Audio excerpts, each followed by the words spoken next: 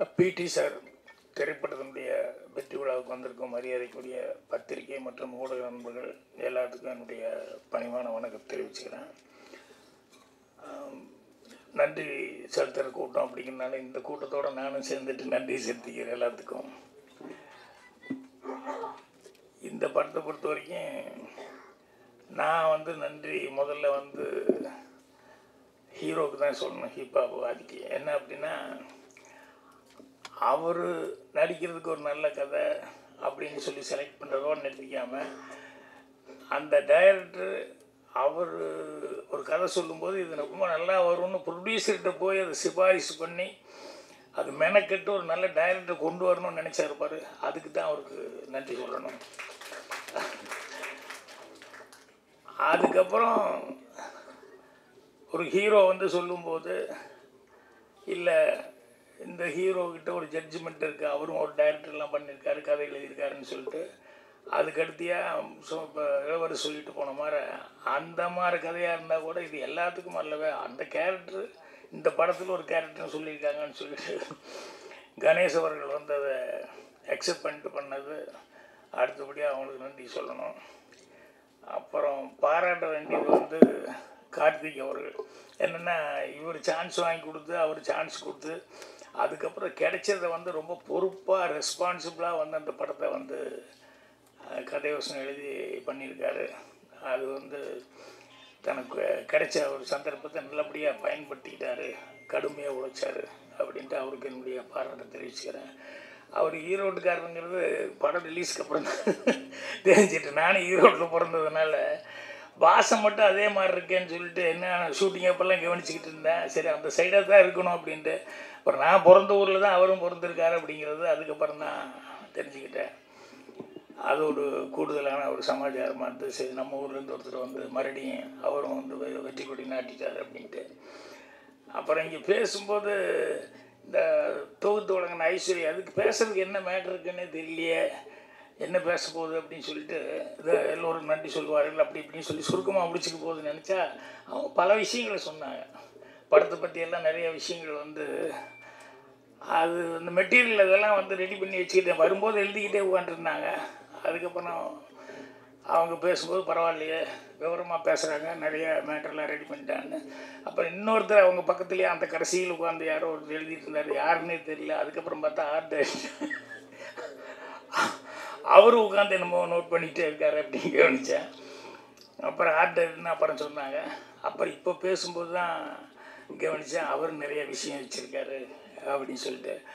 அவர் சொல்லும்போது ஒரு விஷயம் சொன்னார், இந்த ரேப்பு அப்படி இப்படிங்கிறதெல்லாம் சொல்லி ஆண்கள் அப்படின்னே சொல்லி அது தவிர்க்க முடியாத ஒரு சமாச்சாரம். இந்த ஆண்களுக்கு ஏதோ ஒரு ஈர்ப்பு இருந்துகிட்டே இருக்குங்க, அது ஜீன்ஸ்லேயே ஏதோ இருக்குன்னு நினைக்கிறேன். பெண்கள்னாலே ஆண்கள் அப்படின்னு சொல்லி ஒரு ஈர்ப்பு அப்படிங்கிறது அதை ஆராய்ச்சி பண்ணி தான் கண்டுபிடிக்கணும். ஏன்னா இது சொல்லுன்னு சொன்னோம்னா, பத்தினி சொல்லுன்னா லைனாக சொல்லுவான். நான் சொன்ன மாதிரி தமிழ் சாவித்திரி அது இது நாராயணம் இப்படி ஏதாவது சொல்லிக்கிட்டே போயிட்டுருப்பாங்க. ஏகப்பத்தினி வருதுன்னா ஒரே ஒரு ஆள் தான் சொல்லிகிட்டு இருப்பாங்க, வேறு யாருக்கும் சொல்லவே மாட்டீங்க. ஏன்னா பெருசாக சொல்கிறது இல்லையில்ல, ஆகுன்னா ஸ்ரீராமன் ஸ்ரீராமன். அதனால் அது ரேர் கேஸுன்னு நினைக்கிறேன், அந்த மாதிரி இருக்கிறது ரொம்ப ரேர் கேஸுன்னு நினைக்கிறேன். அதனால் அவர் சொல்லும்போது இன்னும் நிறையா விஷயங்கள் அவர் படிச்சிருக்காரு. காரணம் நேரம் கருதி கம்மியான விஷயங்கள் மட்டும் சொன்னார். அடுத்தபடியாக நான் அசிஸ்டன்ட் டைரக்டர் ஆகும்போது நான் ஒரு புத்திசாலித்தனமாக பண்ணதை நான் நினச்சிக்கலாம். ஆனால் அது நான் எவ்வளோ கன்னிங்னஸாக பண்ணேன்னு எனக்கு தான் தெரியும்.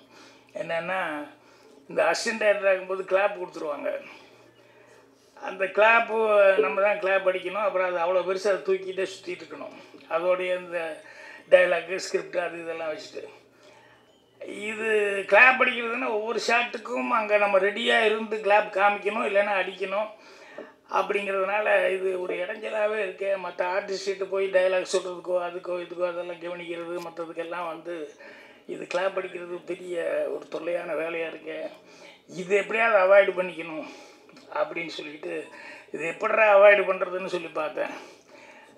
அங்கே சோம்நாத் ஆர்ட் டைரக்டர், அவர்கிட்ட அசிஸ்டண்ட்டாக சேகர்னு ஒரு ஆள் அவருடைய அசிஸ்டண்ட்டாக இருந்தாப்புல. அவர் எல்லாத்துலேயும் பூந்துக்குவாப்புல, அசிஸ்டண்ட் டைரக்டர் மாதிரியே எல்லா வேலையும் பார்க்குறது பிடிக்கிறது அப்படின்னு சொல்லிட்டு. அந்த ஆள் துரு துருன்று கிளாப் அடிக்கிறதுல தெரியுமா, அப்போ தான் ஃபஸ்ட்டு படம் எப்படி அடிக்கணும் தெரியுமா அப்படின்னு எல்லாம் என்கிட்ட கேட்டுக்கிட்டே இருந்தாப்புல. சரி இந்த ஆள் கொஞ்சம் தெரியும் போலக்கு அப்படின்னு சொல்லிட்டு வேணும்னே நான் ஷார்ட் 5 அப்படின்னு சொல்லிட்டு பை 3 டேன்னு சொல்லி உளர்னேன் வேணுனேன். என்னையா சொல்கிறேன், நீ ஒரு கிளாப்பு கூட கரெக்டாக சொல்ல தெரியலையான்னு 2 தடவை பார்த்தாரு. பை பை பை டெக் டெக் டெக் அப்படின்னு 2 தடவையும் தப்பாக சொல்ல ஆரம்பிச்சோன்னே உடனே டேரக்டர், யோ சேகர் இங்கே வா, என்னையா நீ ஒரு கிளாப்பு கூட கரெக்டாக சொல்ல தெரியலன்னு சேகர்ட்டு கொடுத்தாரு.